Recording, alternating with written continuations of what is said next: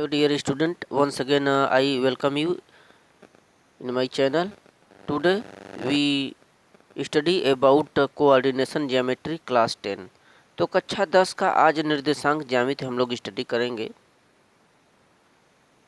Chapter 7। So student, आप कक्षा 9th में ये पढ़ चुके हैं निर्देशांक ज्यामिति के अंतर्गत एक x अक्ष होता है, दूसरा y अक्ष होता है। यहाँ मूल बिंदु कर दें, इसको आगे बढ़ा सकते हैं। x अक्ष को हम लोग बोलते हैं भुज और y अक्ष को बोलते हैं कोटि। ठीक है, ये प्लस में होता है, ये प्लस में होता है, नीचे माइनस में, और इधर आएंगे तो माइनस में होता है। ठीक है, इधर भुज होता है, ऊपर या नीचे जाएंगे तो कोटि होता है। और कोई भी पॉइंट यदि यहाँ पर जैसे मान लीजिए 4,3 दिया हो, ये निर्देशांक बिंदु 4,3 दिया हो यहाँ पर, तो इसका मतलब कि यह जो 4 है ये भुज पर होगा और 3 क्या होगा, कोटि पर होगा। ठीक है, 4 ये x अक्ष पर भुज पर और 3 क्या होता है, y अक्ष यानी कोटि पर होता है। ठीक, तो इस चैप्टर में आइए हम लोग आगे बढ़ें।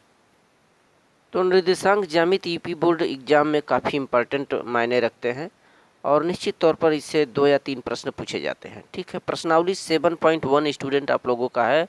ये पहला जो क्वेश्चन कर रहा है कि निम्नलिखित जो दिए गए बिंदु हैं इन युग्मों के बीच की दूरियां ज्ञात कीजिए, डिस्टेंस। ठीक है, ये निर्देशांक दिए हुए हैं, इनके बीच की दूरियां ज्ञात करना है। तो दो बिंदुओं के बीच की दूरी का सूत्र d = करड़ी में पहले कोष्टक में x2 - x1 कोष्टक बंद, प्लस दूसरे कोष्टक में क्या होता है y2 - y1। तो ये फार्मूला होता है स्टूडेंट। दो बिंदुओं के बीच की दूरी आपसे d पूछा जा रहा है। d बराबर क्या होता है, करड़ी में x2 - x1 पूरे का होल वर्ग धन y1 - y2 पूरे का होल वर्ग। अब इसको आप चाहें तो x1 - x2 भी कर सकते हैं, y1 - y2 भी करके हल कर सकते हैं, कोई दिक्कत नहीं है। ये फार्मूला है, इसको याद रखें। इसी फार्मूले के आधार पर आप लोग क्वेश्चन को सॉल्व करेंगे। ये पहला जो सवाल दिया है, पहले का पहला 2,3 और 4,1 इनके बीच की दूरी ज्ञात करना है। ठीक है, एक पॉइंट ए मान लीजिए और दूसरा पॉइंट ए, बिंदु ए और बिंदु बी, कोई भी बिंदु मान सकते हैं। तो यहाँ 2,3 का मतलब कि 2 है x1 की वैल्यू, 3 है y1 का, और यहाँ 4,1 का मतलब कि x2 की वैल्यू 4 है और y2 की वैल्यू 1 है। ठीक है, तो 2,3 का मतलब है समझिए x1 y1 फिर x2 y2। ठीक है, इस आधार पर आप इस फार्मूले में मान रखें। ठीक, x2 - x1 पूरे का होल वर्ग धन y2 - y1 पूरे का होल वर्ग। तो x2 के स्थान पर आप 4 रखेंगे, 4 - 2 पहले कोष्टक में पूरे का होल वर्ग, अब प्लस दूसरे कोष्टक में क्या रखेंगे, y2 - y1 यानी कि 1 - 3 पूरे के घाते 2। अब इसमें घटा करके वर्ग करिए, 4 में से 2 गया 2, 2 दूनी 4, 3 में से 1 घटाएंगे तो 2 आएगा, ऋण 2 में ऋण 2 का 2 बार गुणा करेंगे 4 आएगा। तो करड़ी में 4 4 कितना 8, इसका वर्गमूल निकालेंगे, 4 दूनी कितना होता है 8, 4 का वर्गमूल स्टूडेंट 2 होता है, 2 बाहर निकल आएगा, चूँकि 2 का वर्गमूल होगा नहीं, इसको करड़ी में रखिए। तो 2 करड़ी में 2 मात्रक इसका आंसर है। काफ़ी इंपॉर्टेंट क्वेश्चन होते हैं। इसी प्रकार एक क्वेश्चनों को हल करना है, ऋण 5,7 और ऋण 1,3। ठीक है, एक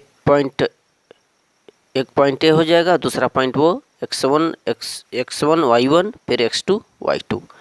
ये वैल्यू रख करके आप दोनों बिंदुओं के बीच की दूरी निकालें।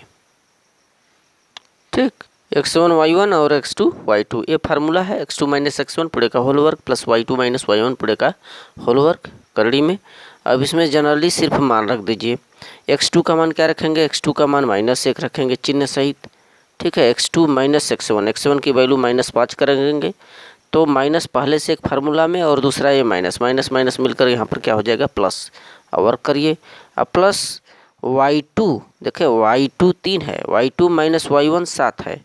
ठीक, 7 में से 3 घटाएंगे तो ऋण 4 आएगा, 5 में से 1 घटाएंगे तो 4 आएगा। इन सब का वर्क करेंगे तो 4 चौका 16, 4 चौका 16, ऋण का क्या होगा धन, करड़ी में 32 का वर्गमूल कैसे निकालेंगे, 16 × 2 कर दीजिए, 16 का वर्गमूल 4 होगा, करड़ी में 2 का वर्गमूल नहीं हो पाएगा, अतः इसका आंसर कितना होगा 4 करने में 2। काफ़ी इम्पॉर्टेंट है और very easy. Question number first